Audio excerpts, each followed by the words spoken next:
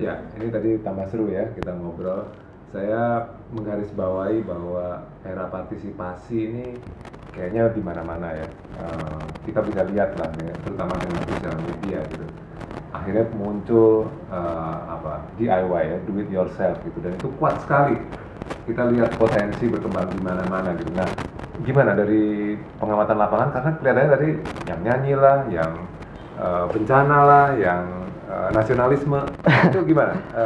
Sebagai inisiator gitu. Iya, kalau saya mungkin lebih ke ini, saya ingin mengajak teman-teman gitu ya, atau siapapun, termasuk praktisi itu sendiri.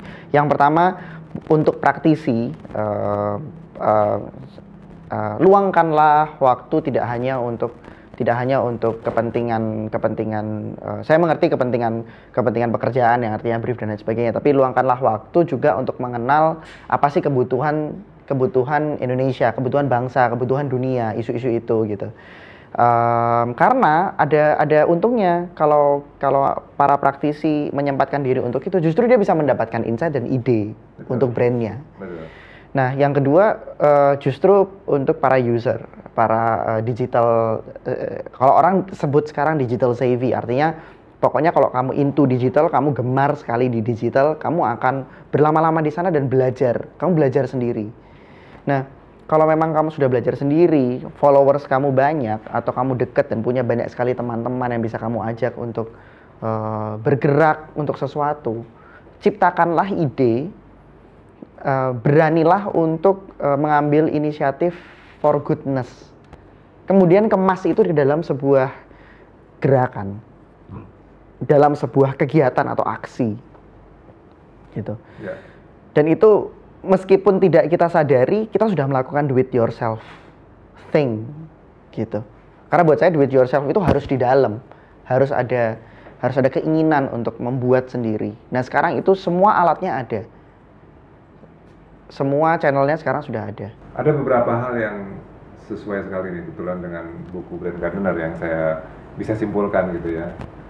Saya sebut di situ show, don't tell gitu ya. Jadi tunjukkan gitu kan, dan sharing of course ya, we are what we share gitu ya. Dan kelihatannya spiritnya kita sama nih ya, walaupun kita kurang lebih memang umurnya sama ya. Oke. Nah, tadi keberanian untuk melakukan dahulu itu, apakah untuk brand-brand harusnya juga begitu?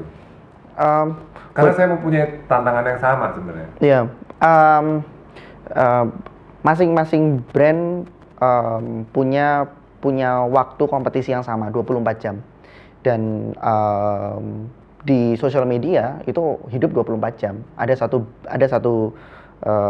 brand yang memang 24 jam memang di sosial media, sejak 3 tahun, sejak 4 tahun lalu sosial media booming dan makin panas 2 tahun belakangan ini, itu admin sosial media di brand, untuk brand memang sudah 24 jam. Nah, buat saya menanggapi hal-hal atau menanggapi tren itu memang melelahkan. Memang buat brand harus ada waktu khusus, ada pikiran khusus. Waktu itu saya ingat sekali tuh, saya pernah menulis artikel gitu tentang do good, dan banyak teman-teman iklan saya yang sinis gitu. Ya udahlah, ini kan kita kan jualan gitu. Saya sampai sekarang saya merasa bahwa do good itu sangat penting untuk brand. Iya.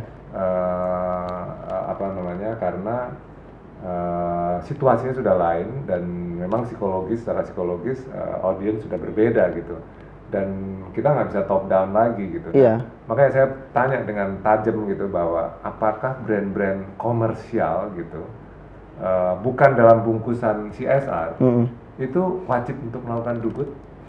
Buat saya do good itu prinsip, itu harus, apalagi di sosial media, tempat di mana di era digital, nggak harus sosial media, di era digital atau di era ekspresi itu akan sangat mudah tersampaikan.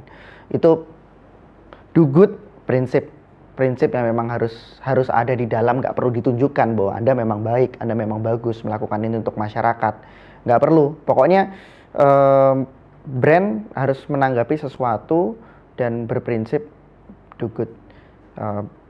Ya, sesimpel itu sih. Saya sangat tidak ingin membuat ambigu prinsip itu. Ya, saya pernah baca ya, saya lupa yang nulis siapa, tapi dalam satu statement itu dibilang bahwa era CSR itu akan berganti menjadi CBI, Creative Business Interest. Jadi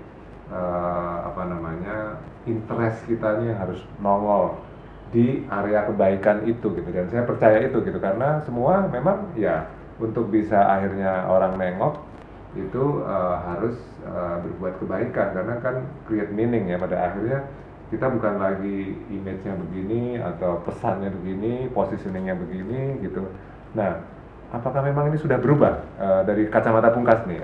Advertising apakah berubah atau gimana? Ya, saya melihat, saya pikir akan berubah, malah bertambah sih, akan bertambah ramai. Kadang sekarang malah attitude brand itu bisa berbeda di interaksi dan konvensional. Ada bahkan ada yang membedakan itu, karena ya itu kan problem buat saya sih, itu semacam problem brand dari dulu, pengennya integrated tapi tidak menjadi integrated. Ya kita harus buat saya, brand manager harus masuk ke social media, harus masuk ke digital dan mempelajari people behavior yang baru. That's all the thing you have to do. Ya.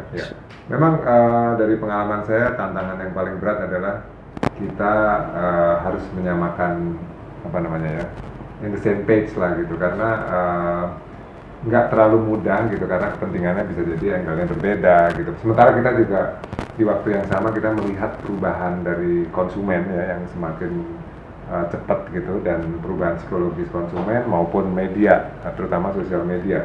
Nanti kita lanjutkan setelah ini.